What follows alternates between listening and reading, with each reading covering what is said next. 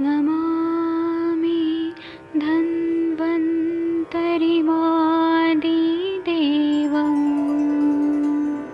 सुरासुरैर्वन्दितपादपद्मम् लोके जरामृत्युनाशम्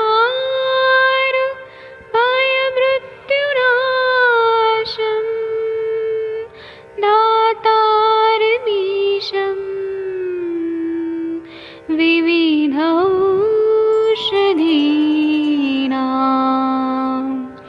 शङ्खं चक्रं जलौकां दधतं मृतघटं चारुतोर्भिश्चतुर्भिः सूक्ष्मस्वच्छादिरुद्यं शुकपरिविलसन् मौलिमम्भोजनेत्रम् कालाम्बोदोज्ज्वलाङ्गं कटितटविलसत्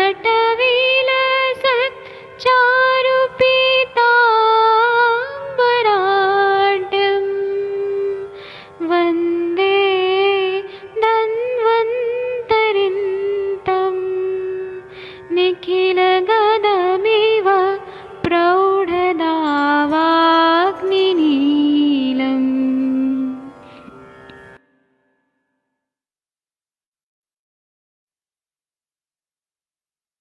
कोई भी सपना साकार करने के लिए सबसे जरूरी है सही कोच का होना।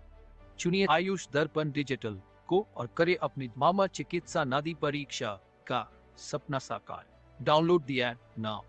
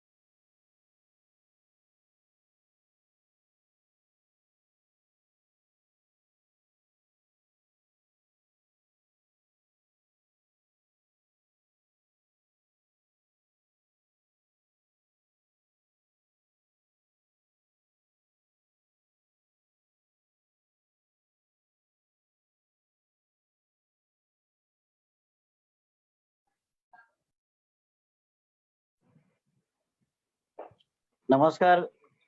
हाँ जोशी जी नमस्कार। बहुत बहुत स्वागत है सर। प्रोग्राम लाइव हो चुका है और हम कार्यक्रम को शुरुआत करते हैं सर। मैं जी बिल्कुल बहुत बहुत बिल्कुल स्वागत करता हूँ आपका आयुष दर्पण के इस मंच पर। प्रोफेसर जीएस तोमर सर का बहुत बहुत स्वागत है।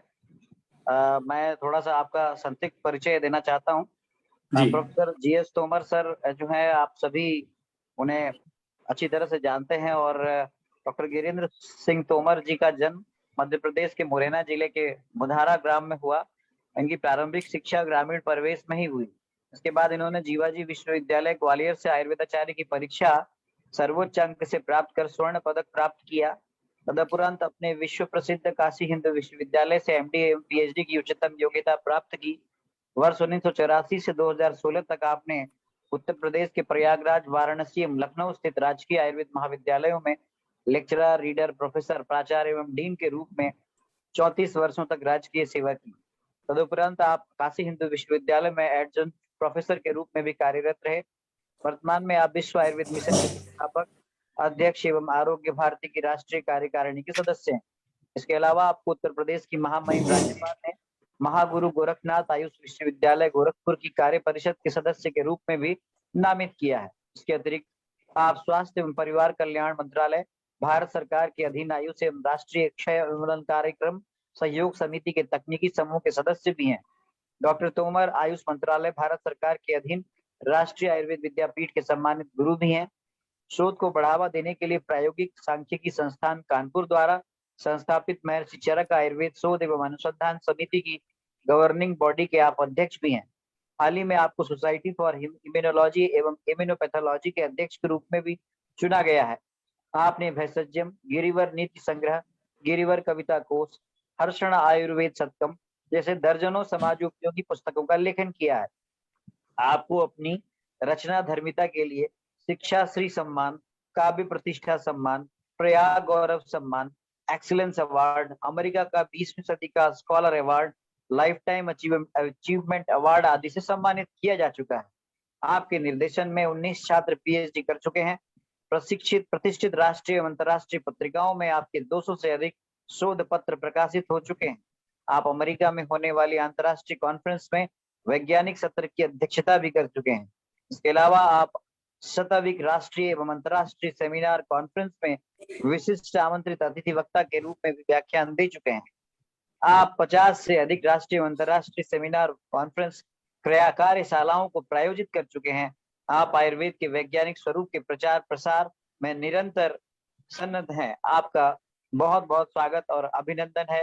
हिंदी दिवस पर आयोजित इस कार्यक्रम में मैं आपका नवीन जोशी आयुष दर्पण के इस प्लेटफॉर्म पर आपका बहुत बहुत स्वागत और बहुत बहुत अभिनंदन करता हूं। आपके जैसे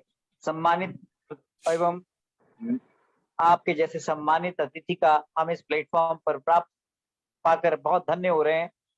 मैं आपसे कुछ आज के परिप्रेक्ष्य में कुछ सवाल करना चाहता हूं और आप चूंकि एक कवि भी हैं तो मैं चाहता हूं कि आपकी कुछ पंक्तियां भी यहाँ पर हमारे दर्शक सुनेंगे।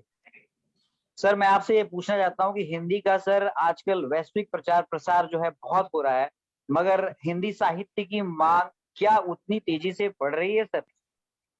पहले मैं आपको बहुत बहुत धन्यवाद देना चाहूंगा कि आयुष दर्पण जैसे एक महत्वपूर्ण मंच पर आपने इस वैश्विक महामारी के समय जो अभूतपूर्व कार्य किया है उसके लिए आप बहुत साधुवाद के पात्र हैं। और वर्तमान परिदृश्य में हमारी भारतीय संस्कृति के प्रचार और प्रसार में जिस प्रकार से आपने काम किया है तो ये निश्चित रूप से सराहनीय है। और आज हिंदी दिवस के अवसर पर एक चर्चा में जो आपने मुझे आमंत्रित किया उसके लिए भी मैं बहुत बहुत धन्यवाद करना चाहूंगा। और जो आपने कहा कि वर्तमान परिवेश में हिंदी साहित्य के संदर्भ में मैं ये कहना चाहूंगा कि ये जो प्रयास चल रहा है, लोगों में मांग अवश्य है, लेकिन जो प्रयास है वो सफिशिएंट नहीं है। हमें संतुष्ट नहीं होना चाहिए।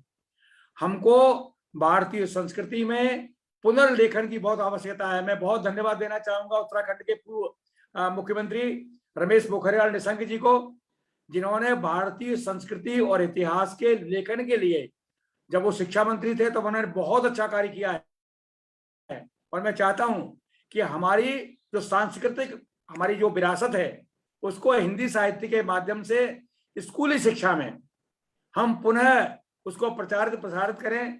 सौभाग्य का विषय है कि आज के परिदृश्य में मैं देख रहा हूं कि हिंदी के प्रति लोगों का आकर्षण निरंतर बढ़ रहा है। तो ये निश्चित रूप से हिंदी साहित्य के संवर्धन के लिए हमको उन विषयों पर प्रयास करना चाहिए जो कि आज के ज्वलंत समस्याएं हैं। तो मैं कहना चाहूंगा कि इसके संदर्भ में और अधिक प्रयास की जरूरत है। बहुत सही कहा सर आपने, बहुत अच्छा आपने बताया। सर, एक सवाल है कि आजकल जो बहुत सारे आप देख रहे होंगे कि त्वरित माध्यम है आजकल सूचना के प्रसारित करने की, जिनमें सोशल मीडिया भी एक बहुत बड़ा माध्यम है। और रचनाकारों को अपने पाठकों तक पहुंचने में ये इंटरनेट एवं सोशल मीडिया जो एक माध्यम है, ये क्या आपको ऐसा लगता है कि सर ये हिंदी को जन जन में लोकप्रिय बनाने का एक अच्छा माध्यम सिद्ध हो सकता है? बिल्कुल, देखिए, हमको समय के अनुसार, समय के अनुकूल धारा में बहना होगा। अदरवाइज स्थिति क्या होगी कि हम लोग पिछड़ जाएंगे। हमको इस सोशल मीडिया के प्लेटफॉर्म का भरसक प्रयास करना चाहिए। मुझे अत्यंत प्रसन्नता है कि कोरोना कालखंड में वेबिनार्स के माध्यम से जो आपकी तरंग संगोष्ठियां हुई, उन तरंग संगोष्ठियों के माध्यम से 350 से अधिक व्याख्यान मैंने भारतीय और अंतर्राष्ट्रीय मंचों पर दिए, और उसका प्रतिफल मैं देख रहा हूं कि आज अंतर्राष्ट्रीय धरातल पर आयुर्वेद के संदर्भ में लोगों की जागरूकता बढ़ी है। तो मैं ये कहना चाहूंगा कि पहला प्रयास हमको ये करना चाहिए कि हम सोशल मीडिया पर अपनी देवनागरी लिपि का ही प्रयोग करें, और संदेश भेजने के लिए जहां तक संभव हो हम हिंदी का ही प्रयोग करें, और तभी यह जो है हमारा प्रयास सफल होगा। मुझे जान कहने में बड़ा संकोच भी नहीं हो रहा है, मुझे अत्यंत आपके साथ बड़े कष्ट के साथ बताना पड़ रहा है कि आज घर में हमारे जो बच्चे हैं, जो हमारे नौनिहाल हैं, उनसे अगर आप हिंदी में बात करना चाहें कि पीले रंग की वो फला वस्तु उठा के लाइए, तो वो कहते हैं पीले माने येलो। माने उनके लिए आंग्ल भाषा का शब्द प्राथमिक हो गया है, और भारतीय संस्कृति, हमारी हिंदी जो राजभाषा है, जो हमारी मातृभाषा है, वो शब्द उनके लिए गौड़ हो गया है। हिंदी की गिनती आज स्कूली एजुकेशन से निकलने वाले बच्चों को 1 से 100 तक गिन पाना, बहुत ही कम बच्चे ऐसे हैं जो इसको बना पाते हैं, और हम लोग इससे हटते जा रहे हैं। तो हमको सोशल मीडिया का प्रयोग, सबसे पहले हमने ये संकल्प लिया है हिंदी दिवस पर कि हम जहां तक हो सकेगा संदेश का जो हम एक प्रचार प्रसार करेंगे तो हिंदी माध्यम से ही करेंगे।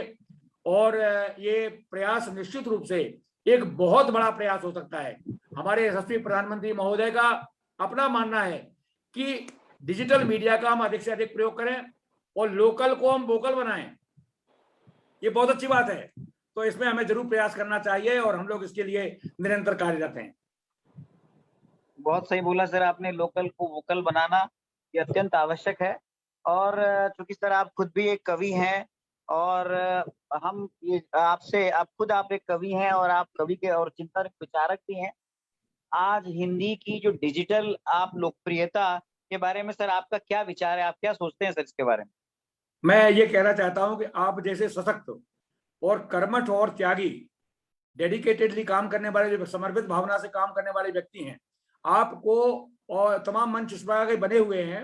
आज मैं निरंतर उन मंचों में, हमारी हिंदी सभा जो हमारी दिल्ली से है, उसमें हमारे कवि, उसके ऊपर मैं निरंतर लिखता हूं, और उसका प्रचार प्रसार है। लोग, बहुत जागरूकता लोगों में पैदा हो रही है। तो इसके लिए मैं आपसे भी कहूंगा कि आयुष दर्पण जैसे महत्वपूर्ण प्लेटफॉर्म पर भी हम इस प्रकार का एक मंच बनाएं कि आयुर्वेदीय साहित्य को, आयुर्वेदीय वांग्मय को पद्यबद्ध, लोगों को रुचिकर और सरल और सहज ग्राह्य बनाने के लिए हम लोग प्रयास करें। हमारे आयुर्वेद जगत में भी तमाम ऐसे हस्तियां हैं जो कि इस विधा में अत्यंत रुचि रखते हैं।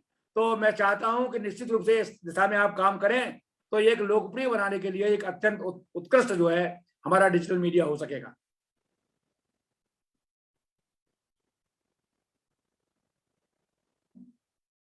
सर लगता है साउंड की कुछ प्रॉब्लम है, मुझे लगता है आवाज कम आ रही है सर आपकी। मेरी आवाज आ रही है आपको सर?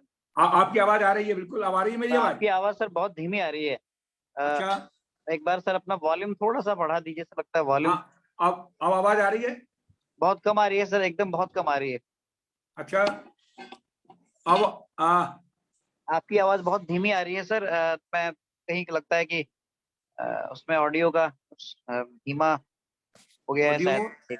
नहीं, मैंने इसको तो पूरा फुल वॉल्यूम रखा हुआ है। चलिए सर, मैं मेरी आवाज आपको शायद आ रही है। आपकी आवाज आ रही है सर इधर बहुत धीमी आ रही है, और वो मैं देख पा रहा हूँ कि फेसबुक पे भी बहुत स्लो आ रही है। मैं सर, आप एक बार रीज्वाइन करेंगे तो सर अच्छा रहेगा। अच्छा, मैं आपसे रिक्वेस्ट करता हूँ सर, एक बार आप दोबारा ज्वाइन करें sir. Okay okay okay sir. ये प्रोफेसर गिरीन्द्र सिंह तोमर से हमारी अभी वार्ता चलती रहेगी, और अभी जैसा कि आप देख रहे हैं कि वो बहुत अच्छी हमें बहुत अच्छी बातें बता रहे हैं। और बहुत अच्छी हिंदी के बारे में हमारी बहुत सरल और बहुत ही बेहतरीन चर्चाएं चल रही है। हम इस चर्चा को जारी रखेंगे और हम आगे पुनः अभी कुछ समय के अंतराल के बाद फिर आपसे जुड़ते हैं। मैं देख पा रहा हूँ कि प्रोफेसर तोमर फिर हमारे साथ जुड़ गए हैं। सर आपका बहुत बहुत स्वागत है। शायद इस समय आप मुझे सुन पा रहे होंगे।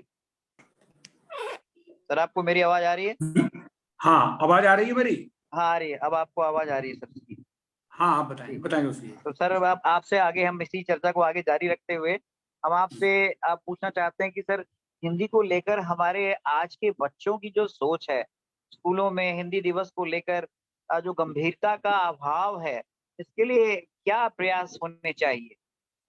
देखिए, हमको जो तमाम प्रतियोगिताएं होती हैं, इसको बढ़ावा देने के लिए एक सामान्य लोगों का एक मापदंड बन चुका है कि इंग्लिश भाषा में ही हम अगर प्रश्नोत्तर करेंगे या बोलेंगे तो हमारा एक प्रभाव पड़ेगा। इससे हमको बाहर आना होगा।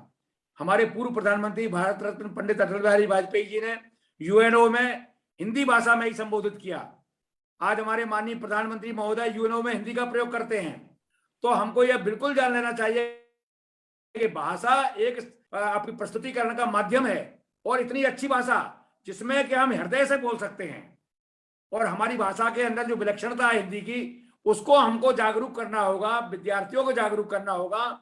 और विद्यालय स्तर पर जो हमारा जो बच्चों का मापदंड होता है उसकी शैक्षणिक योग्यता के संदर्भ में, तो वहां पर हमको सुधार लाना होगा हिंदी को बढ़ावा देने के लिए। तभी लोगों की हिंदी के प्रति अभिरुचि पैदा होगी और साथ साथ में तकनीकी और चिकित्सा विज्ञान से संबंधित पुस्तकों का हिंदी रूपांतरण हो और हिंदी रूपांतरण में एक रूपता हो। इसके ऊपर भारत सरकार ने एक वोकैबुलरी के ऊपर, हमारी शब्दकोश के ऊपर एक कार्यक्रम कराए गए, कार्यशालाएं हुई। तो ये निश्चित कर दिया गया है कि इन शब्दों का यही रूपांतर होगा और इस प्रकार से जो ये पुस्तकें प्रकाश में आ जाएंगी तो बच्चों को हिंदी के प्रति जागरूकता जरूर बढ़ेगी। बहुत ही अच्छी तरह से आपने सर बहुत ही चीजों को बहुत ही सारगर्भित ढंग से आपने बताया। एक और बहुत आजकल क्या हम लोग हिंदी का तकनीकी जो रूपांतरण या व्यावसायिक फायदे मात्र के लिए, या इससे वाकई में क्या हमें हिंदी के समृद्ध इतिहास को दोहराने में क्या हम सफल होंगे? जो आप देख रहे होंगे कि आज सर हिंदी की जगह इंग्लिश जैसी तुरंत हम शब्दों को अंग्रेजी से भी ले रहे हैं और बात कर रहे हैं। और अक्सर आप देखेंगे कि लोग कमर्शियल यूज में इस तरह के शब्द वर्ड हिंदी का इस प्रकार से प्रयोग कर रहे हैं। क्या ये उचित है सर, या क्या सही है सर? देखिए, बहुत अच्छा आपने प्रश्न उठाया कि कॉमर्शलाइजेशन, व्यवसायीकरण को हमें ध्यान में रख करके ये काम नहीं करना है। क्योंकि बात यह है जो आपने बात कही, देखिए हिंदी एक इतनी लिबरल भाषा है। इवन अंग्रेजी में, आंग्ल वाङ्मय में हमारे शब्दों को ऐसा ले लिया गया, घेराव को घेरोल। हमारे तमाम हिंदी के शब्द हैं जिन्होंने डकैतों को डेकोइट, तमाम हिंदी के शब्दों को उन्होंने अपने आप में परिभ्रष्ट कर लिया। तो हमको भी इसी स्वरूप को लेते हुए आंग्ल भाषा के जो कॉमन शब्द हैं उन शब्दों को हिंदी भाषा में ग्राह्य कर लेना चाहिए। हमारा एक स्वरूप है कि हम लोगों को एक्सेप्ट करते हैं। जो सामान्य चीजें लोगों के जन सामान्य के बीच में आ गई हैं, जैसे रेल है, रेल को लोह पथकावली न कह करके अगर हम रेल ही कहें या ट्रेन ही कहें तो ये कोई उचित, कोई गलत नहीं है। तो ऐसे शब्दों का हमको निश्चित रूप से लेना होगा जिससे कि इसको हम सुरुचिपूर्ण बना सकें, केवल व्यवसायीकरण के दृष्टिकोण से ये कार्य न करें।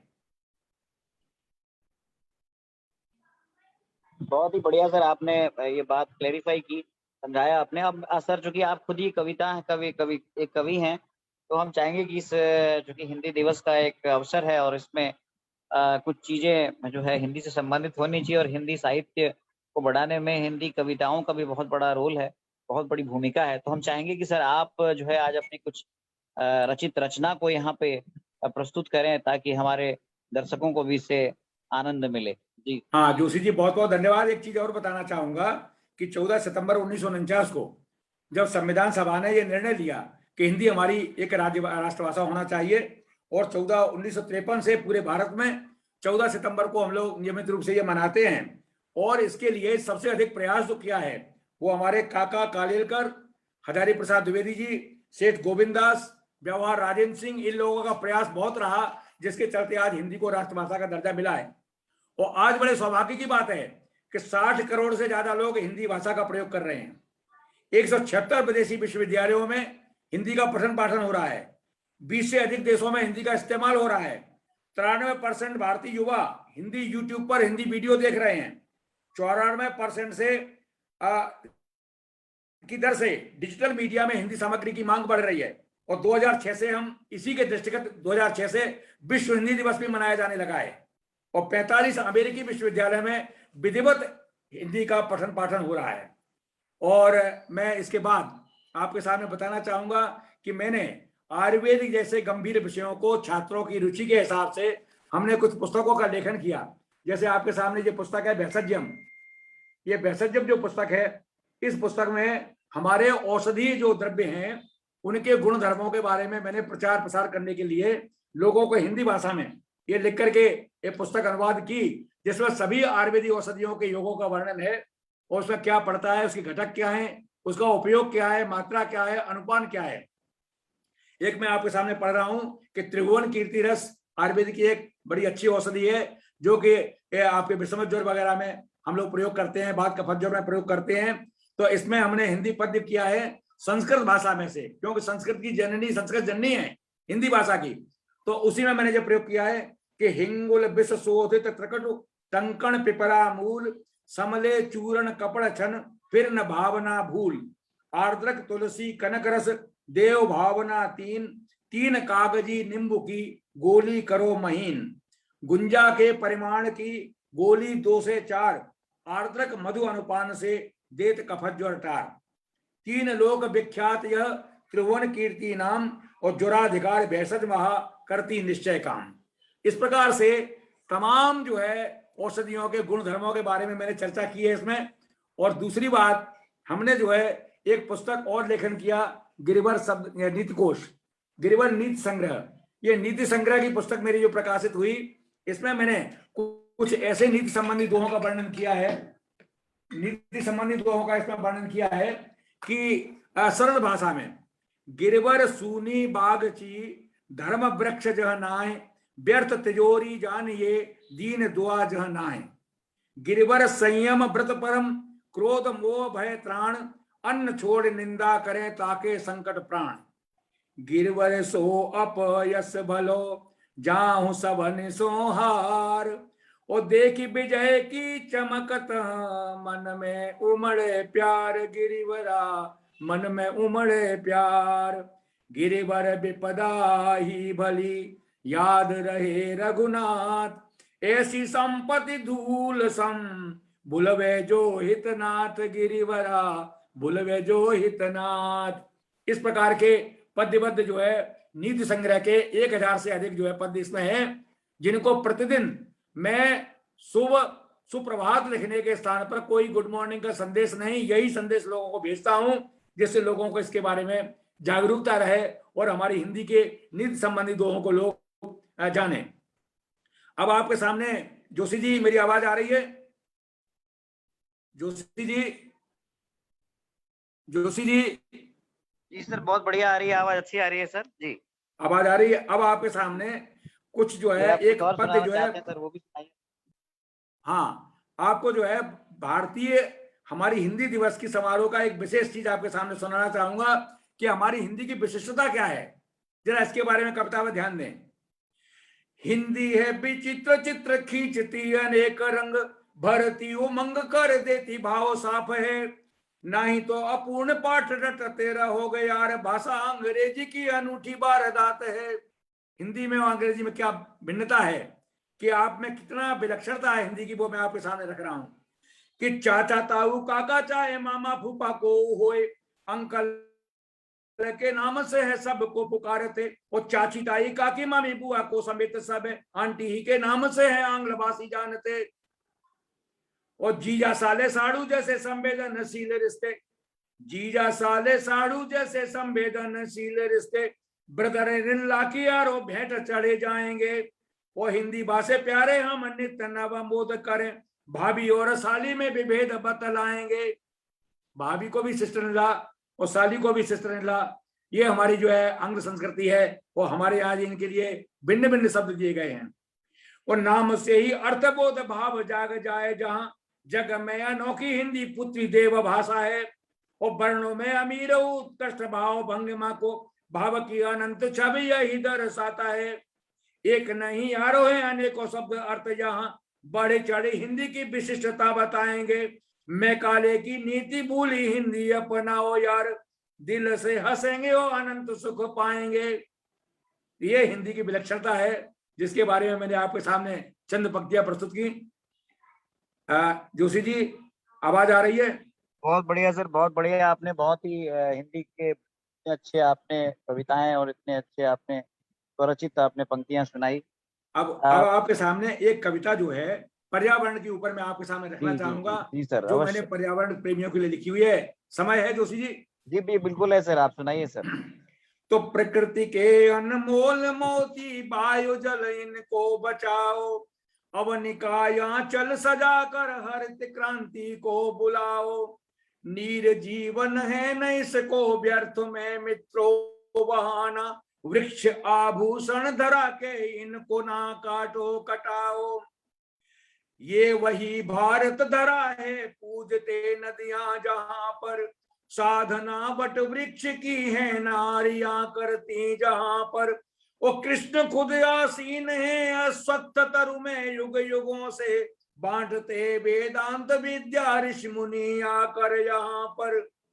अब आप देखिए आगे कि हर रहे पीड़ा युगों से वृक्ष औषध इस धरा के, दे रहे जीवन नया भेषज रसायन उर्वरा के।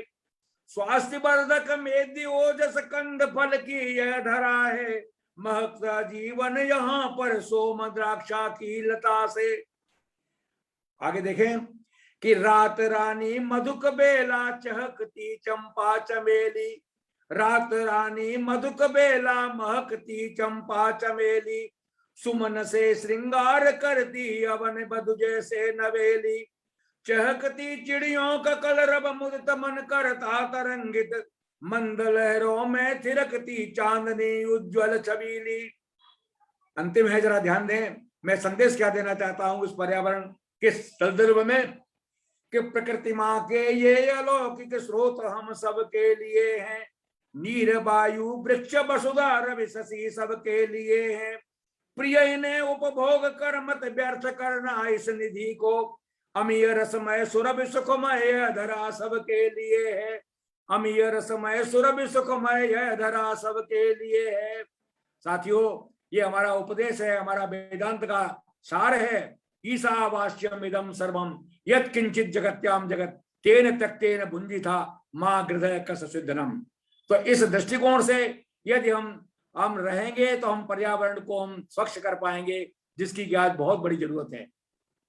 बहुत बहुत बहुत बहुत आभार सर, बहुत बहुत धन्यवाद सर। इतनी अच्छी आपने संदेश देने का भी प्रयास किया पर्यावरण, और आपने हर पहलुओं को हिंदी के दिवस के अवसर पर एक प्रकार से स्पर्श किया। निश्चित रूप से यह नई पीढ़ी को एक नया संदेश देने का कार्य करेगा, और हिंदी के प्रति जागरूक बनाने के लिए और भी कार्य किए जाने की जरूरत है। निश्चित रूप से हमें अपनी सहभागिता इन सभी में निर्धारित करनी होगी। आपका सर बहुत बहुत आभार, बहुत बहुत अभिनंदन कि आपने हमारे इस कार्यक्रम में अपने बहुत सारे अच्छे अच्छे जो हिंदी के अपनी स्वरचित कविताएं हैं उनको आपने पाठ कर हमारे पाठकों को सुनाया। सर कुछ और सुनाना चाहेंगे तो सर आप सुना सकते हैं। अब मैं आपको एक जो है मैंने आपके हस्तामलक जो मैंने बताया था चर्चा में आपको कि हस्तामलक पुस्तक मैंने एक लिखा है, पद्यबद्ध किया है आयुर्वेद की विधा को लोगों तक पहुंचाने के लिए कि जन सामान्य भी उसका जो है उपयोग करे, और हिंदी के पद्य से लोगों को जानने की एक अच्छी प्रवृत्ति है। उसके बारे में आपको थोड़ा सा बता रहा हूँ जी। एक मिनट में जब अभी आपको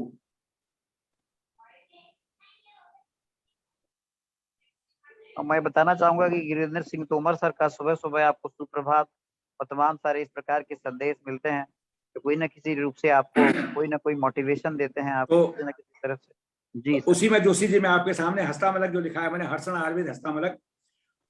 बंधहु गुरुपद कंज तमनासक मद मोहर, महामोह भव पुंज भंज जासु कृपा उज्ज्वल हृदय, हर्षण हृदय बसाए लिखऊं कछुक पद रुगुण हित, रोग समूल नसाय बरनौ हस्तामल कणित।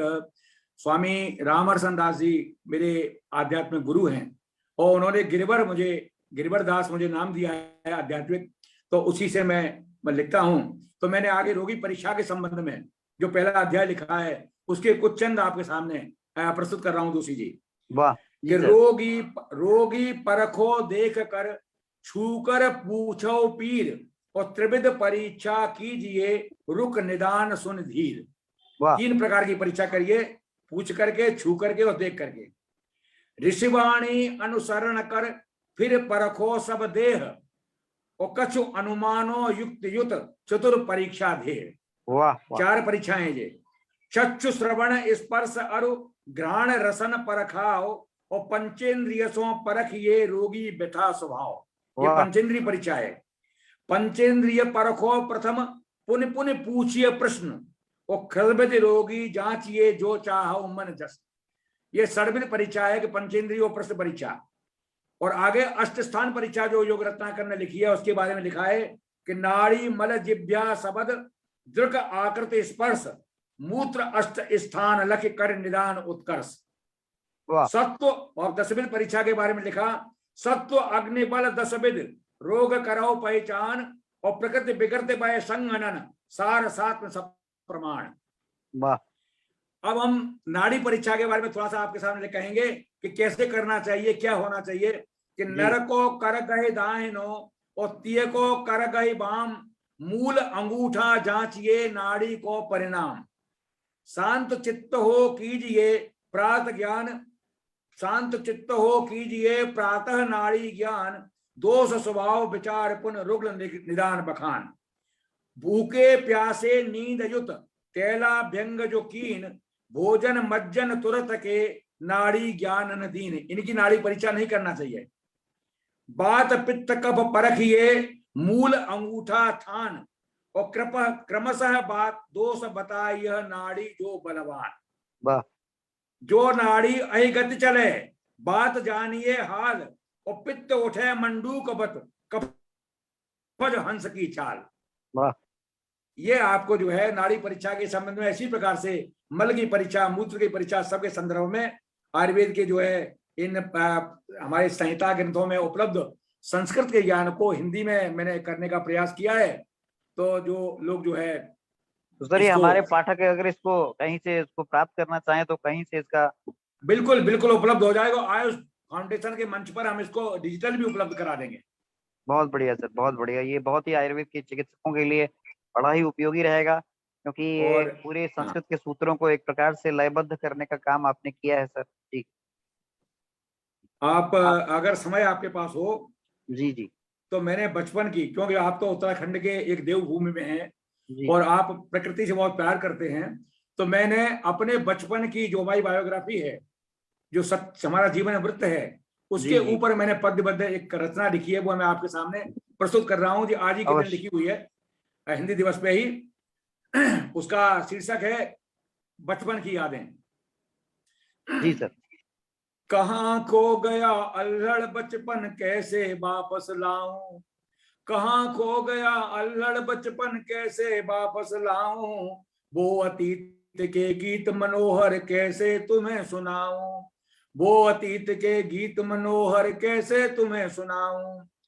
माटी का वो घर छप्पर का मेरा सुखद बसेरा, माटी का वो घर छप्पर का मेरा सुखद बसेरा, गाय भैंस बकरी बैलों के साथ मनोरम डेरा, गाय भैंस बकरी बैलों के साथ मनोरम डेरा, और गोबर से लीपे आंगन की छटा तुम्हें बतलाऊं, गोबर से लीपे आंगन की छटा तुम्हें बतलाऊं, माँ की ममता का वो हर पल कभी भुला ना पाऊं, कहाँ खो गया अल्हड़ बचपन कैसे तुम्हें बताऊं, वो अतीत के गीत मनोहर कैसे तुम्हें सुनाऊं। आगे देखिए, आंगन में माँ की मथनी का मक्खन कितना मीठा, आंगन में माँ की मथनी का मक्खन कितना मीठा, सारे जग का स्वाद लग रहा जिसके सम्मुख सीठा, और घी लिपटी बासी रोटी को कभी भुला ना पाऊं, घी लिपटी बासी रोटी को कभी भुला ना पाऊं, 56 भोग पड़े फीके जब याद करूं पछताऊं, 56 भोग पड़े फीके जब याद करूं पछताऊं, कहाँ खो गया अल्हड़ बचपन कैसे वापस लाऊं, वो अतीत के गीत मनोहर कैसे तुम्हें सुनाऊं। देखिए क्या परिवेश था, क्या हमारा समाज का सामंजस्य था कि गांव मोहल्ला घर लगता था, पास पड़ोसी भाई, जाति पात का नहीं था बंधन, सब थी ताई माई, जाने किसकी नजर लग गई कैसे तुम्हें बताऊं, ओ भाई है भाई का दुश्मन मन की व्यथा सुनाऊं, भाई है भाई का दुश्मन मन की व्यथा सुनाऊं, कहाँ खो गया अल्हड़ बचपन कैसे वापस लाऊं, वो अतीत के गीत मनोहर कैसे तुम्हें सुनाऊं। और शिक्षा की स्थिति क्या थी, जरा इस पर ध्यान दीजिए। शिक्षा का मंदिर पावन था, शिक्षक आदर पाता, अनुशासन आंगन से लेकर शाला तक था जाता, अर्थ नहीं आधार जहां था उस युग के गुण गाऊं, पूजित जहां योग्यता थी उस युग को शीश झुकाऊं, कहाँ खो गया अल्लड़ बचपन कैसे वापस लाऊं, वो अतीत के गीत मनोहर कैसे तुम्हें सुनाऊं। क्या स्थिति थी, खेल कूद के बारे में लोगों का क्या स्थिति थी वो दिखाना चाहता हूं मैं कि नहीं फेसबुक व्हाट्सएप था, खेल खेत में होता, नहीं फेसबुक व्हाट्सएप था, खेल खेत में होता, गिल्ली डंडा और कबड्डी सबके मन को धोता, कभी उरग डंडा हुड़तल्ला खो को भूल न पाऊं, बीते हुए मधुर लम्हों को याद करूं सुख पाऊं, कहाँ खो गया अल्हड़ बचपन कैसे वापस लाऊं, वो अतीत के गीत मनोहर कैसे तुम्हें सुनाऊं। और गांव की स्थिति कैसी थी, जैसे कि आपकी देवभूमि में जो गांव बने हुए हैं कि बहती थी वो पावन नदियां नाम श्रेष्ठ था कुआरी, बहती थी वो पावन नदियां नाम श्रेष्ठ था कुआरी, नित्य सवेरे मज्जन करती मित्र मंडली न्यारी, नित्य सवेरे मज्जन करती मित्र मंडली प्यारी, लोट पोट तट की बालू का सुख कैसे बतलाऊं, और दांव पेच कुश्ती की क्रीड़ा कभी भुला ना पाऊं, कहाँ खो गया अल्हड़ बचपन कैसे वापस लाऊं, वो अतीत के गीत मनोहर कैसे तुम्हें सुनाऊं। और पर्यावरण की स्थिति क्या थी, जरा ध्यान दीजिए कि हरे भरे वृक्ष थे और पर्यावरण में वो गर्मी नहीं थी। आज तो ग्लोबल वार्मिंग आपकी हो रही है, हमारे जो कर्म हैं, हम जो कंक्रीट के जंगल तैयार कर रहे हैं, हरे भरे जंगलों को काट रहे हैं, तो उस समय स्थिति क्या थी कि घोर दोपहरी में जब चलते लू के गर्म थपेड़े, नीम तले नित चबूतरे पर सोता बेच के घोड़े, ना चादर ना तकिया आती गहरी नींद बताऊं, ना चादर ना तकिया आती गहरी नींद बताऊं, और ढिबरी के मध्यम प्रकाश में पढ़कर रात बिताऊं, ढिबरी के मध्यम प्रकाश में पढ़कर रात बिताऊं, कहाँ खो गया अल्हड़ बचपन कैसे वापस लाऊं, वो अतीत के गीत मनोहर कैसे तुम्हें सुनाऊं, वो अतीत के गीत मनोहर कैसे तुम्हें सुनाऊं। बहुत बहुत धन्यवाद। ये वर्तमान की स्थिति है कि ना इलेक्ट्रिसिटी थी, ना ये सुख सुविधाएं थी, ना एसी था, ना कूलर था, ना पंखा था। उस परिवेश में वो स्वस्थ वातावरण, हमारा वातावरण स्वस्थ था और पर्यावरण बहुत उत्तम था। ऐसी स्थिति को हम लोगों ने खुद जो है अपने हठयोग से, सुंदरलाल बहुगुणा जी ने चिपको आंदोलन किया, तो मैं ये कहना चाहता हूं कि निश्चित रूप से पुनः हमको उस पर्यावरण को सुरक्षित करना होगा। और केवल वृक्षारोपण अभियान जो चलते हैं केवल कागज में पूर्ति करने के लिए कि 1 लाख पेड़ लगाए, 1 करोड़ पेड़ लगाए गए, पेड़ लगाना एक अलग तरीका है, पेड़ का संरक्षण करना, उनको पोषित करना, ये बहुत आवश्यक है। मैंने अपने घर के बगल में पार्क को एडॉप्ट करवाया और आज उसमें कम से कम 300 से अधिक वृक्ष लगे हुए हैं।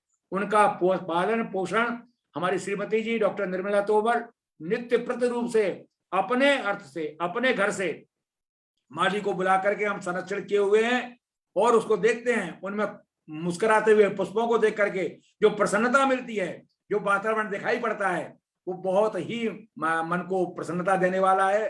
साथियों, हिंदी भाषा एक बहुत ही समृद्ध भाषा है।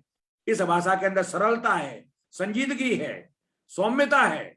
इसका हम प्रयोग करें और कहीं भी अपने आप को हिंदी भाषा में प्रस्तुतिकरण करें। मैंने ये संकल्प लिया है कि मैं किसी भी मंच पर जाता हूं, राष्ट्रीय और अंतर्राष्ट्रीय मंच पर, मैं अपनी भाषा का समादर करते हुए इसी भाषा का प्रयोग करूंगा और सोशल मीडिया पर जहां तक हो सकेगा निश्चित रूप से डिजिटल मीडिया पर हिंदी भाषा का ही प्रयोग करूंगा, देवनागरी लिपि का ही प्रयोग करूंगा। और मैं पुनः आज के इस कार्यक्रम के लिए आपको बहुत बहुत साधुवाद देना चाहता हूं कि आपने आयुष दर्पण के इस फाउंडेशन के मंच से आपने हमको ये अवसर प्रदान किया कि आज आपके साथ जुड़े हुए तमाम श्रोता इसका लाभ उठाएंगे और निश्चित रूप से हमारे हिंदी की समृद्धशाली भविष्य के लिए सन्नद्ध रहेंगे। बहुत बहुत धन्यवाद। बहुत बहुत धन्यवाद सर आपका, आपने अपना बहुमूल्य समय दिया और हिंदी दिवस पर इतने अच्छे कार्यक्रम पर आपने जो अपने वक्तव्य दिए। बहुत बहुत धन्यवाद सर। नमस्कार सर। प्रणाम। धन्यवाद।